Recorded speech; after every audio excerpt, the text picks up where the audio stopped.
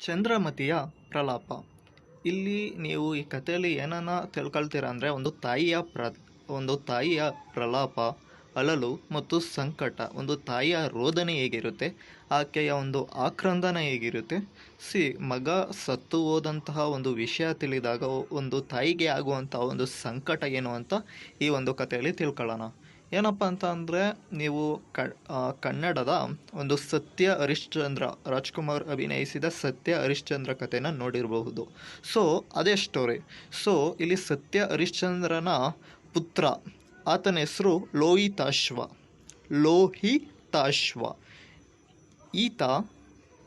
ಈತನ ತಾಯಿಯ ಹೆಸರು ಚಂದ್ರಮತಿ. ಚಂದ್ರಮತಿ ಸತ್ಯ ಹರಿಶ್ಚಂದ್ರನ ಹೆಂಡತಿ, ಮತ್ತು ಸತ್ಯ ಹರಿಶ್ಚಂದ್ರನ ಪುತ್ರನ ಹೆಸರು ಬಂದು ಲೋಹಿತಾಶ್ವ. ಈತನ ವಂಶ ಸೂರ್ಯವಂಶ. ಸೂರ್ಯವಂಶ ಅಂದರೆ ಶ್ರೀರಾಮಚಂದ್ರ ಹುಟ್ಟಿರೋದು ಕೂಡ ಸೂರ್ಯವಂಶದಲ್ಲ. ಇಲ್ಲಿ ಅದು ಬರಲ್ಲ ಸ್ಟೋರಿಲಿ, ಬಟ್ ಅವ್ರದ್ದು ವಂಶ ಏನಿದೆ, ಇವ್ರ ವಂಶ ಏನಿದೆ, ಎರಡು ಸೇಮ್ ಆಗಿರುತ್ತೆ. ಸತ್ಯ ಹರಿಶ್ಚಂದ್ರ ಕತೆ ನಿಮಗೆ ತಿಳಿದಿದೆ. ಒಂದು ವಿಧಿ ಮಾಡುವಂತಹ ಒಂದು ವಿಧಿಯಾಟಕ್ಕೆ ಒಳಗಾಗಿ ಅವರು ಅನುಭವಿಸುವ ತೊಂದರೆ ಸಾವಿರಾರು, ಆದರೂ ಕೂಡ ಸತ್ಯವನ್ನು ಬಿಡೋದಿಲ್ಲ. ಬಟ್ ಈ ಒಂದು ಪಾರ್ಟ್ ಆಫ್ ದ ಸ್ಟೋರಿಲಿ ಏನಪ್ಪ ಅಂತ ಅಂದರೆ, ಅವರು ಒಂದು ತಾಯಿಯ ಒಂದು ಪ್ರಲಾಪ, ತಾಯಿಯ ಒಂದು ಅಳಲು, ತಾಯಿಯ ಒಂದು ಕಂಬನಿ, ತಾಯಿಯ ಒಂದು ಸಂಕಟ, ತಾಯಿಯ ಒಂದು ರೋದನೆ ಮತ್ತು ತಾಯಿಯ ಒಂದು ಆಕ್ರಂದನವನ್ನು ಈ ಕಥೆಯಲ್ಲಿ ಬಹಳ ಒಂದು ದುಃಖವನ್ನು ಬೆರೆತಿರುವಂತಹ ಇದು ಪದ್ಯ. ಹುಲ್ಲು ತರಲು ಕಾಡಿಗೆ ಹೋದ ಚಂದ್ರಮತಿಯ ಸುಕುಮಾರ. ಲೋಹಿತಾಶ್ವ ಸಂಜೆ ಮುಳುಗುವ ಹೊತ್ತಾದರೂ ಬರಲಿಲ್ಲ. ಜೊತೆಯಲ್ಲಿ ಹೋದವರೆಲ್ಲ ಒಬ್ಬೊಬ್ಬರಾಗಿ ಬಂದರೂ ಮಗ ಲೋಹಿತಾಶ್ವ ಮಾತ್ರ ಬರಲೇ ಇಲ್ಲ. ಚಂದ್ರಮತಿಗೆ ತಳವಳ ಉಂಟಾಗಿ ಆತನ ಜೊತೆಗಾರನನ್ನು ಕೇಳಲು ಅವನಿಗೆ ಹಾವು ಕಡಿಯಿತು ಎಂದು ತಿಳಿದಾಗ ತಾಯಿ ಸೋತು ಹೋದಳು.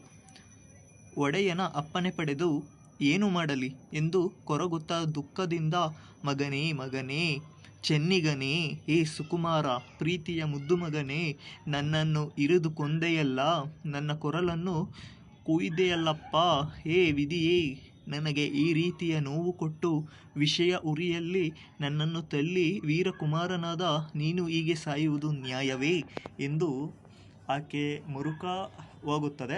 ಆಕೆಗೆ ಒಂದು ಸಂಕಟ, ಒಂದು ಆಕ್ರಂದನ ಇಲ್ಲಿ ಉಂಟಾಗುತ್ತೆ. ಎಷ್ಟೇ ಆದರೂ ಕೂಡ ಆಕೆಯ ಪುತ್ರ ರಾಜನಾಗಿ ಆ ಊರಿನ ರಾಜ್ಯವನ್ನು ಆಳಬೇಕಾಯಿತು. ಅಂಥವನು ಒಂದು ವಿಧಿಯ ಕೈಗೆ ಸಿಕ್ಕಿಕೊಂಡು ಒಂದು ಬಡವನಾಗಿ ಬಾಳದಲ್ಲದೆ ಈಗ ಮರಣಕ್ಕೆ ತುತ್ತಾಗಿದ್ದನ್ನು ಆಕೆ ತಡೆಯಲಾಗದ ಒಂದು ಸಂಕಟ ಅವಳಲ್ಲಿ ಬಾಧಿಸುತ್ತದೆ. ಅವರು ಇಲ್ಲಿ ಯೂಸ್ ಮಾಡೋ ಟರ್ಮಿನಾಲಜೀಸ್ನ ನೀವು ಅಬ್ಸರ್ವ್ ಮಾಡಿ. ಏ ಚೆನ್ನಿಗನೇ, ಏ ಸುಕುಮಾರನೇ. ಇದು ತಾಯಿ ಒಂದು ಮಗನ ಮೇಲಿರುವಂತಹ ಒಂದು ಅಪೂರ್ವವಾದ ಪ್ರೀತಿ ಮತ್ತು ಚೈತನ್ಯ ಪೂರ್ಣವಾದ ಪ್ರೀತಿಯನ್ನು ನೀವು ಇಲ್ಲಿ ಗಮನಿಸ್ಬೋದು. ಎನ್ನುತ್ತಾ ಚಂದ್ರಮತಿಯು ಮಗನ ಮುಖವನ್ನು ನೋಡಿ ಅವನತೆ ಬಹಳ ದುಃಖ ಗೋಳಾಡಿದಳು. ಕವಿ ಚಂದ್ರಮತಿಯ ಅತಿಯಾದ ಪುತ್ರಶೋಕವನ್ನು ಪಾದಕಳಿಕೆಗೆ ಕರುಣಾರಸದಲ್ಲಿ ವರ್ಣಿಸುತ್ತಾ ಓದುಗರ ಕಣ್ಣಿನಲ್ಲಿ ನೀರಾಡಿಸುವವರು. ಚಂದ್ರಮತಿಯ ಪುತ್ರ ಶೋಕದ ಬಾಲವಾಗಿ ಪ್ರಲಾಪಿಸುವ ಈ ವರ್ಣನೆಯು ಕರುಣಾಜನಕವಾಗಿದೆ. ಇಲ್ಲಿ ಒಂದು ಕವಿ ಎಷ್ಟು ಸುಂದರವಾಗಿ ಒಂದು ಕಥೆಯನ್ನು ಹೇಳ್ತಾರೆ ಅಂತ ಅಂದರೆ, ಈ ತಾಯಿಯ ಒಂದು ಪ್ರಲಾಪದ ಒಂದು ಆಕ್ರಂದನದ ಒಂದು ಕಥೆನ ಎಷ್ಟು ಒಂದು ದುಃಖಭರಿತವಾಗಿ ಹೇಳ್ತಾರೆ ಅಂತಂದರೆ, ಓದುಗರ ಒಂದು ಬಾಯಲ್ಲಿ ಅವ್ರಿಗೂ ಕೂಡ, ಓದುಗರ ಒಂದು ಕಣ್ಣಲ್ಲಿ ಕೂಡ ಒಂದು ರಕ್ತದಂತಹ ಕಣ್ಣೀರು ಒಂದು ಸೃಷ್ಟಿಯಾಗುತ್ತದೆ. ಚಂದ್ರಮತಿಯು ಸತ್ತು ಮಲಗಿರುವ ತನ್ನ ಪುತ್ರನನ್ನು ಕಂಡು ದುಃಖದಿಂದ ಅತ್ತು ಅವಳ ತುಟಿಗಳು ನಡುಗುತ್ತಿದ್ದವು. ಕೊರಳ ಸೆರೆ ಬಡಿದಂತಾಯಿತು. ಆಕೆಯ ದೇಹವು ವಟವಟ ನೊಡೆಯಲು, ಆದರೂ ಮಾತ್ರ ಆಕೆಯ ದುಃಖ ಮಾತ್ರ ಹೆಚ್ಚಾಗುತ್ತಲೇ ಇತ್ತು. ಮಗನ ಅಡೆದ ಒಡಲು ಇಡಿಯಾಯಿತು. ಒಂದು ತಾಯಿ ಆಕೆಯ ಒಂದು ಪುತ್ರ ಆ ರೀತಿ ಸತ್ತಾಗ ಆಕೆಗೆ ತುಂಬ ಸಂಕಟವಾಯಿತೆ. ತಾನು ಹೊಟ್ಟೆಯಲ್ಲಿ ಒತ್ತಿ ಎತ್ತಿ ಸಾಕಿ ತನ್ನ ಕರುಳು ತನ್ನ ಎದುರಿಗೆಯೇ ಸತ್ತೇ ಹೋದುದನ್ನು ಕಂಡು ಆಕೆ ತುಂಬ ಮರುಗುತ್ತಾಳೆ. ಒಂದು ಕಂಬನಿಯನ್ನು ಸುರಿಸುತ್ತಾಳೆ. ಮೀನ್ಸ್ ಆಕೆಗೆ ಅಷ್ಟು ಒಂದು ಬರಸಿಡಿಲೆ ಬಡಿದಂತೆ ಆಗುತ್ತದೆ. ಚಂದ್ರನನ್ನು ರಾಹು ಹಿಡಿದಂತೆ ಚಂದ್ರನಂತಿದ್ದ ಲೋಹಿತಾಶ್ವವನ್ನು ಸರ್ಪವು ರಾಹುವಿನ ರೂಪದಲ್ಲಿ ನಿನ್ನನ್ನು ಹಿಡಿಯಿತೇ ಎಂದು ವಧುವಿನಂತೆ ಚಂದ್ರಮತಿಯ ಮುಖವು ಪುತ್ರಶೋಕದಿಂದ ಕಳೆಗುಂದಿತು. ಆಕೆಯ ಸಿರಿಮುಡಿಯು ಬಿಚ್ಚಿ ಧೂಳಿನಲ್ಲಿ ಹೊರಳಾಡಿತು. ಅತಿಯಾದ ದುಃಖದಿಂದ ಚಂದ್ರಮತಿಯು ಬೆಂದು ಹೋದಳು.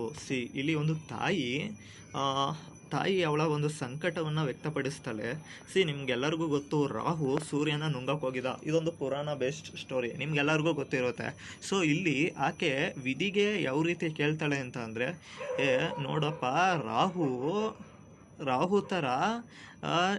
ರಾಹು ಚಂದ್ರನ ಹಿಡಿಯಲ್ವಾ, ಅದೇ ಥರ ಲೋಹಿತಾಶ್ವನ ಸರ್ಪ. ಇಲ್ಲಿ ಚಂದ್ರ ಒಂದು ಮೃದುವಾಗಿರೋ ಚಂದ್ರನ ಒಬ್ಬ ಅಸುರನಾದ ರಾಹು ಹಿಡ್ದಂಗೆ ನಿನ್ನ ಪಾಳಿನ